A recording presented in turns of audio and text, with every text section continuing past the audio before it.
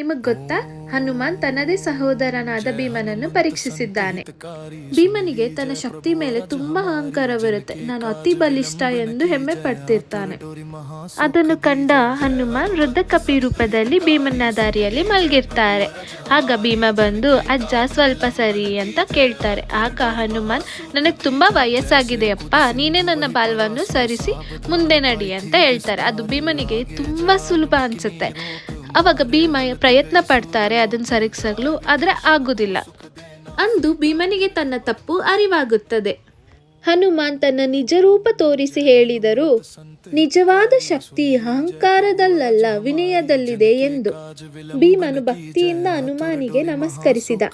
ಹನುಮನು ಎಂದಿಗೂ ಪ್ರಸಿದ್ಧಿ ಬಯಸಲಿಲ್ಲ. ಅವನ ಜೀವನದ ಏಕೈಕ ಗುರಿ ಶ್ರೀರಾಮ ಸೇವೆ.